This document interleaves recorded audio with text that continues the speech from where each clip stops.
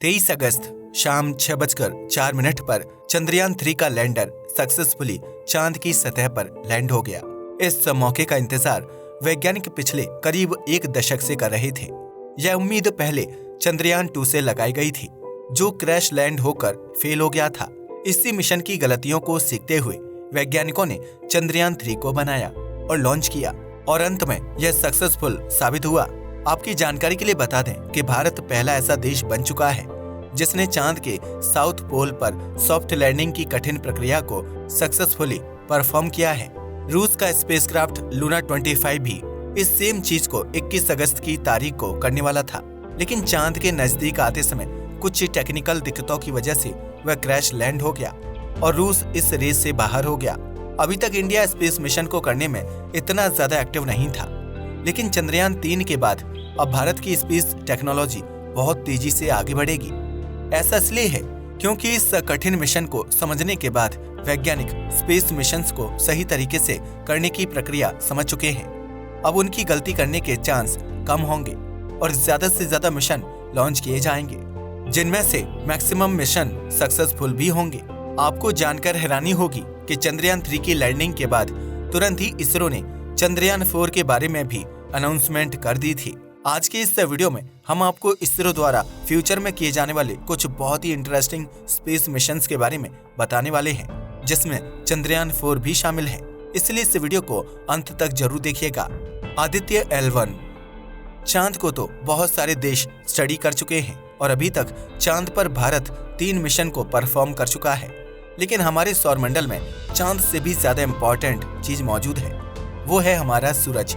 सूर्य के बारे में स्टडी करके हम न सिर्फ अपने आप को एक फ्यूचर कैलेमिटी से बचा सकते हैं, बल्कि साथ में पृथ्वी की हिस्ट्री को समझने में भी मदद ले सकते हैं। सूर्य धूल और गैस का एक गोला है जिसमें मुख्य रूप से हाइड्रोजन और हीलियम मौजूद है। इसके केंद्र में लगातार न्यूक्लियर फ्यूजन रिएक्शन चलता रहता है, जिसमें हाइड्रोजन आपस में कंबाइन होकर हीलियम की फॉर्मेशन करती है। इस प्रक्रिया में बहुत ज्यादा एनर्जी रिलीज होती है, जो हमें सूर्य की हीट और लाइट के रूप में दिखाई देती है। इसरो के वैज्ञानिक सूर्य में होने वाली प्रक्रियाओं और उनसे हम इंसानों को क्या नुकसान हो सकता है, यह समझना चाहते हैं। इन्हीं कॉम्प्लेक्स चीजों को समझने के लिए आदित्य L1 नाम के मिशन को डिजाइन किया गया है, जो 2 सितंबर 2023 को लॉन्च होगा। स्पेसक्राफ्ट का मुख्य मकसद होगा सूर्य के वायुमंडल और उसके ओवरऑल फीचर्स को स्टडी करना। आपकी जानकारी के लिए बता दें कि नासा ऑलरेडी ऐसा ही एक स्पेसक्राफ्ट करीब 5 साल पहले लॉन्च कर चुका है। उस स्पेसक्राफ्ट का नाम था पार्कर सोलर प्रोब और वह इंसानों द्वारा बनाया गया आज तक का सबसे तेज चलने वाला ऑब्जेक्ट भी है। यह जानकर आपके होश उड़ जाएंगे कि यह स्पेसक्राफ्ट 1 घंटे में 6,92,000 किलोमीटर की दूरी ट्रेवल कर सकता है। इसरो द्वारा जारी की गई इंफॉर्मेशन के मुताबिक आदित्य में 7 साइंटिफिक पेलोड होंगे, यानी यह 7 मुख्य इंस्ट्रूमेंट होंगे जिनकी मदद से वैज्ञानिक सूर्य के अलग अलग फीचर्स की रीडिंग लेंगे। इसी डेटा को अलग अलग रूप से स्टडी करके वैज्ञानिक सूर्य के बारे में जानकारी इकट्ठा करेंगे। अगर आप आदित्य L1 पर डिटेल्ड वीडियो देखना चाहते हैं तो डिस्क्रिप्शन बॉक्स में जाकर उस वीडियो को देख सकते हैं। अब सवाल ये आता है कि आखिर सूर्य के बारे में स्टडी करना इतना इम्पोर्टेंट क्यों है? सूर्य हमारे सौरमंडल का हेड है। आपको जानकर हैरानी होगी कि पूरे सौरमंडल का 99.97% द्रव्यमान सूर्य के अंदर ही मौजूद है और यही इस पूरे सिस्टम को कंट्रोल करता है। कई बार हमें सूर्य के अंदर से भयंकर तूफान ऑरिजिनेट होते हुए दिखाई देते हैं, जो ग्रहों के वायुमंडल तक को डिस्ट्रॉय कर देते हैं। एक ग्रह के पास अपनी मैग्नेटिक फील्ड होती है, जो उसके लिए बिल्कुल एक कवच की तरह काम करती है। जब भी सूर्य से निकलने वाले तूफान और एनर्जेटिक पार्टिकल ग्रह से टकराते हैं, तब मैग्नेटिक फील्ड ही एक कवच की तरह परफॉर्म करके पूरे ग्रह को सेव कर लेती है। जब यह पार्टिकल ग्रह की मैग्नेटिक फील्ड से टकराते हैं तो इसी से अरोरा की फॉर्मेशन होती है, जिन्हें नॉर्दर्न लाइट्स के नाम से भी जाना जाता है।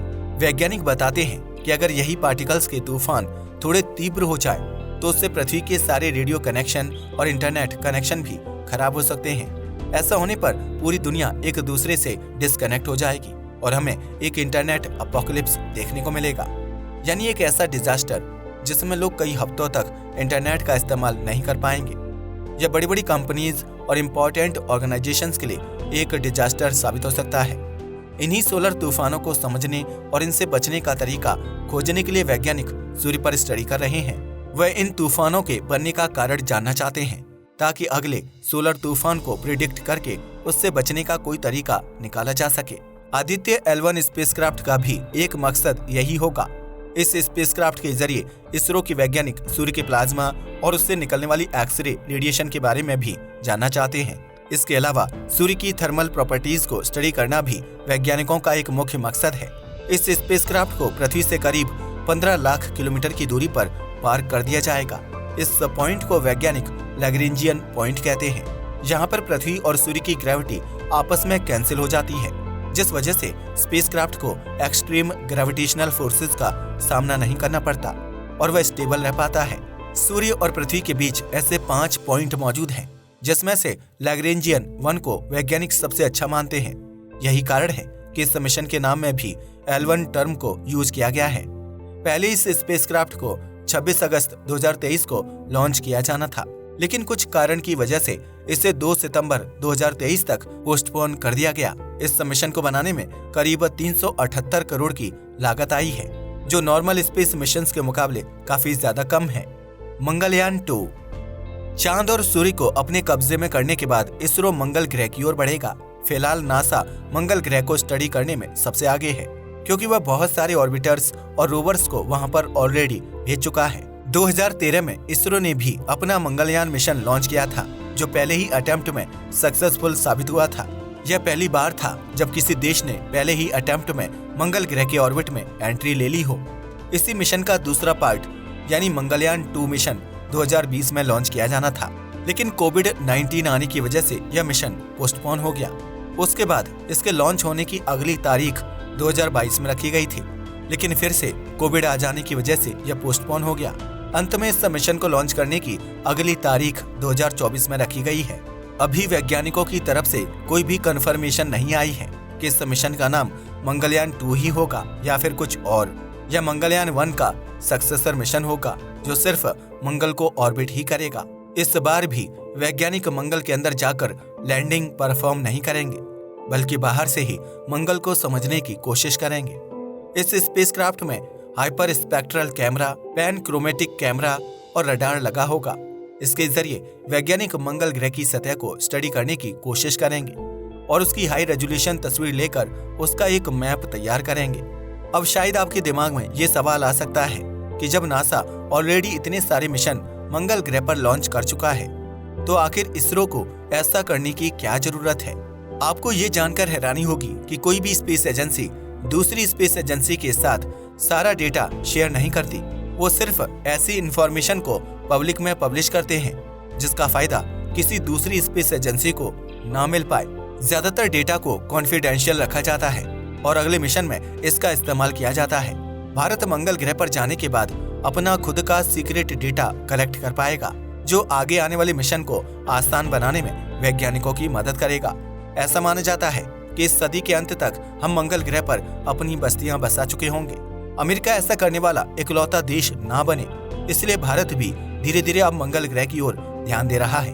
हमारी खासियत है कि हम मिशन को बहुत कम खर्चे में ही सक्सेसफुली परफॉर्म कर लेते हैं। आपको जानकर हैरानी होगी कि मंगलयान 1 मिशन को करने के लिए इसरो के वैज्ञानिकों ने हॉलीवुड की मूवी द मार्शियन से भी कम पैसे खर्च किए थे। ये हमारे देश के लिए एक बहुत बड़ा एडवांटेज है, क्योंकि इसके जरिए हम कम बजट होते हुए भी ज्यादा से ज्यादा स्पेस मिशन कर सकते हैं। चंद्रयान 4। जी हाँ, आपने सही सुना, चंद्रयान 4। चंद्रयान 3 की सफलता के बाद वैज्ञानिकों ने चंद्रयान 4 को भी कंफर्म कर दिया है, जो भारत का चौथा लूनर मिशन होने वाला है। सबसे पहले 2008 में चंद्रयान 1 को लॉन्च किया गया था, जो मात्र एक ऑर्बिटर और इम्पैक्टर था। इस मिशन के ऑर्बिटर ने चांद की सतह पर पानी होने के पुख्ता सबूत ढूंढे थे और भारत को पहला ऐसा देश बनाया था जिसने चांद पर पानी की डिस्कवरी की हो। इस मिशन में इम्पैक्टर नाम का भी एक हिस्सा था, जिसका काम था चांद की सतह पर क्रैश लैंडिंग करना। वैज्ञानिक चांद को करीब से देखना चाहते थे और उसकी तस्वीरें खींचना चाहते थे। एक इम्पैक्टर के जरिए ऐसा बहुत आसानी से किया जा सकता है। स्पेसक्राफ्ट का यह हिस्सा चांद की सतह पर गिरते गिरते लगातार तस्वीरें खींचता रहता है और वैज्ञानिकों को सेंड करता रहता है। इससे वैज्ञानिकों को इम्पैक्ट होने के कुछ सेकंड पहले तक की सारी तस्वीरें मिल जाती हैं, जिससे वे चांद को नजदीक से देख पाते हैं। सिर्फ इसरो ही नहीं बल्कि और भी बहुत सारी स्पेस एजेंसी ऐसे स्पेसक्राफ्ट को चांद तक भेज चुकी हैं। इसके एक दशक बाद इसरो ने चंद्रयान 2 मिशन को लॉन्च किया, जिसका मुख्य मकसद था चांद के साउथ पोल पर सॉफ्ट लैंडिंग करना। अनफॉर्चुनेटली यह स्पेसक्राफ्ट चांद की सतह पर लैंड होने से कुछ मोमेंट पहले वैज्ञानिकों के कंट्रोल रूम से डिस्कनेक्ट हो गया था। इसके बाद यह चांद की सतह पर क्रैश लैंड हो गया, जिस वजह से मिशन का यह पार्ट अनसक्सेसफुल रहा। लेकिन आपकी जानकारी के लिए बता दें कि यह हमेशा पूरी तरीके से असफल नहीं था। चंद्रयान 2 में एक ऑर्बिटर भी शामिल था, जो आज भी चांद की परिक्रमा कर रहा है। इसे चंद्रयान 3 और विक्रम लैंडर को सक्सेसफुली लैंड करने में भी इस्तेमाल किया गया था। अंत में चंद्रयान 2 के 4 साल बाद वैज्ञानिकों ने चंद्रयान 3 को 14 जुलाई 2023 की तारीख को लॉन्च किया। इस मिशन का भी मकसद चांद की सतह पर सॉफ्ट लैंडिंग करना था। 23 अगस्त 2023 को इसरो के वैज्ञानिकों ने हिस्ट्री को कायम कर दिया, क्योंकि चंद्रयान 3 सक्सेसफुली चांद के साउथ पोल पर सॉफ्ट लैंड हो गया। इसके लैंड होने के कुछ ही देर बाद वैज्ञानिकों ने रोवर के बाहर निकलने की भी वीडियो इंटरनेट पर जारी की, जो बहुत तेजी से वायरल हुई। प्रधानमंत्री नरेंद्र मोदी ने 23 अगस्त को स्पेस डे के रूप में सेलिब्रेट करने की अनाउंसमेंट की। यह लैंडिंग भारत की हिस्ट्री में हमेशा हमेशा के लिए दर्ज हो गई है। 2026 में वैज्ञानिक इसी मिशन की सीरीज को बढ़ाते हुए चंद्रयान 4 को लॉन्च करना चाहते हैं। लेकिन यह मिशन भारत अकेला नहीं करेगा, बल्कि इस मिशन को जापान के साथ कोलैबोरेशन में किया जाएगा। लुपैक्स यानी लूनर पोलर एक्सप्लोरेशन मिशन नाम के इस मिशन को चंद्रयान 4 भी कहा जाएगा, और इसके जरिए वैज्ञानिक चांद पर मौजूद पानी को डीपली स्टडी करेंगे। भारत एक बार चांद पर सक्सेसफुल सॉफ्ट लैंडिंग कर चुका है, इसलिए अगली सॉफ्ट लैंडिंग करना हमारे लिए बहुत आसान होने वाला है। जापान ने पहला ऐसा कभी भी नहीं किया है, जिस वजह से इसरो का साथ मिलना उनके लिए एक बहुत इम्पोर्टेंट चीज होगी। इस मिशन में एक लैंडर और एक रोवर होगा। फिलहाल की जानकारी के मुताबिक जापान रोवर और लॉन्च व्हीकल की कंस्ट्रक्शन करेगा और भारत लैंडर को बनाएगा। 2026 में इसरो और जापान की स्पेस एजेंसी जाक्सा आपस में कोलैबोरेट करके इस मिशन को लॉन्च करेंगे। इस मिशन में मुख्य रूप से यह स्टडी करना चाहते हैं कि चांद पर मौजूद पानी को ईंधन के रूप में किस तरीके से इस्तेमाल किया जाए। चांद पर पानी की खोज इसलिए बड़ी नहीं है क्योंकि वहां पर जीवन मौजूद हो सकता है, बल्कि इसलिए बड़ी है क्योंकि उस पानी को हम भविष्य में रॉकेट फ्यूल के रूप में इस्तेमाल कर सकते हैं। एक पानी का मॉलिक्यूल हाइड्रोजन और ऑक्सीजन से बना होता है और दोनों को ही रॉकेट फ्यूल के रूप में इस्तेमाल किया जा सकता है। चांद का गुरुत्वाकर्षण हमारी पृथ्वी के गुरुत्वाकर्षण के मुकाबले 6 गुना कम है, जिस वजह से वहां से स्पेसक्राफ्ट और रॉकेट को लॉन्च करना स्पेस एजेंसीज के लिए सस्ता पड़ेगा। हालांकि ऐसा करने के लिए पहले चांद पर एक बेस बनाना पड़ेगा, जहां से रॉकेट को सही तरीके से असेंबल करके लॉन्च किया जा सके। सिर्फ भारत या जापान ही नहीं, बल्कि चीन, रूस और अमेरिका भी इसी चीज को अचीव करने के लिए तेजी से लूनर मिशन को परफॉर्म कर रहे हैं। आपको जानकर हैरानी होगी कि इसी साल नासा करीब 3 से 4 लूनर मिशन लॉन्च करने वाला है। अगले साल हमें चीन और रूस का भी स्पेसक्राफ्ट चांद पर जाते हुए दिखाई दे सकता है। धीरे धीरे हमारा भारत स्पेस टेक्नोलॉजी में आगे बढ़ रहा है और चंद्रयान 3 की लैंडिंग होना इस पूरे प्रोसेस का एक टर्निंग पॉइंट साबित होगा। धीरे धीरे इसको कमर्शियल सैटेलाइट लॉन्च के कॉन्ट्रैक्ट मिलने लगेंगे, जिससे इसरो का बजट हाई होने लगेगा। जैसे जैसे इसरो का बजट बढ़ेगा, वैसे वैसे मिशन की कॉम्प्लेक्सिटी और मिशन की क्वालिटी भी बढ़ने लगेगी और हम नासा के करीब पहुंचने लगेंगे। फिलहाल नासा हमसे बहुत आगे है, लेकिन ऐसा टेक्नोलॉजी की वजह से नहीं, बल्कि बजट की वजह से है। अमेरिका एक अमीर देश है, जिस वजह से उनके पास स्पेस टेक्नोलॉजी डेवलप करने का एक बड़ा बजट है, लेकिन भारत के साथ ऐसा नहीं है। कुछ हफ्ते पहले गोल्डमैन सैक्स द्वारा पब्लिश की गई एक रिपोर्ट में यह बताया गया था कि 2075 तक भारत की जीडीपी $52.5 ट्रिलियन की हो जाएगी और यह अमेरिका से भी आगे बढ़ जाएगा। अब ऐसा सच में होता है या नहीं, ये तो समय ही बताएगा, लेकिन भारत की करंट ग्रोथ स्पीड को देखते हुए ये कहा जा सकता है कि यह रिपोर्ट सच साबित होगी। आपको क्या लगता है कि भारत की जीडीपी अमेरिका से ज्यादा हो पाएगी या नहीं? हमें नीचे कमेंट करके जरूर बताएं। आज के वीडियो के लिए बस इतना ही। वीडियो पसंद आया हो तो इसे लाइक और शेयर करें। धन्यवाद।